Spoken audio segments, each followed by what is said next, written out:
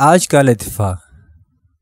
ایک شیر شکار کو نکلا تو ایک لومڑی اور ایک گدڑ بھی اس کے ساتھ ہو لیے۔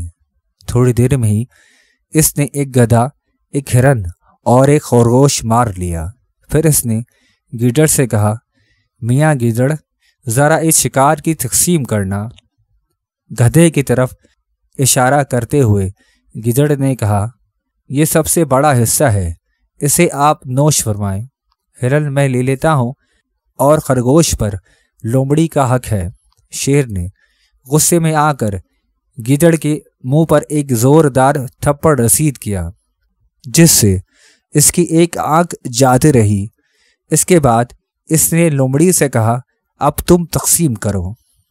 لومڑی بولی، یہ خرگوش آپ کے ناشتے کے لیے ہے، ہرن دوپہر کے کھانے کے لیے مناسب رہے گا، اور گدھے کو جب بھی بھوک لگے نوش فرما لیجیے گا۔ شیر نے خوش ہو کر پوچھا، لومڑی، اتنی اچھی تقسیم تم نے کہاں سے سیکھی؟ لومڑی نے جواب دیا، گدڑ کی ایک آنکھ سے۔ آج کا لطیفہ۔ ایک امریکہ کے ایک چھوٹے سے شہر کے پلیٹ فارم پر ایک ریڈ انڈین مگن لیٹا ہوا دھوم سیک رہا تھا۔ ایک سیاح نے اس سے کہا، سنو بھائی، تم کوئی روزگار کیوں تلاش نہیں کرتے؟ ریڈ انڈین نے آنکھیں کھول کر مسکراتے ہوئے پوچھا، آخر میں کیوں کام کروں؟ سیاح نے جواب دیا، کیا تمہیں یہ پسند نہیں کہ بینک میں تمہاری کچھ رقم ہو؟ ریڈ انڈین بولا، کیوں، رقم کی مجھے کیا ضرورت ہے؟ سیاح نے بوکھلا کر کہا، تاکہ تم باقی زندگی آرام سے بسر کر سکو، پھر تمہیں کبھی کام نہ کرنے پڑے۔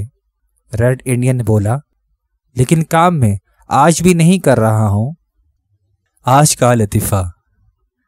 پیرس کے ایک پارک میں ایک نوجوان جوڑا ایک گھنے کنج میں بیٹھا راز و نیاز کی باتیں کر رہا تھا۔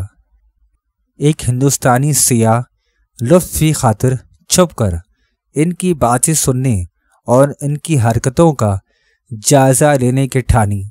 لڑکا کہہ رہا تھا، بس صرف ایک اور لڑکی نے پھر نفی میں سر ہلا دیا۔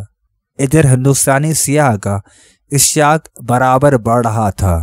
اسے ایسی بات کی توقع تھی جو اس ماحول میں ممکن ہو سکتی تھی، لیکن جب لڑکی نے لڑکے کے مسلسل اصرار پر وضاحتی جواب دیا تو ہندوستانی سیاح بجھ کر رہ گیا۔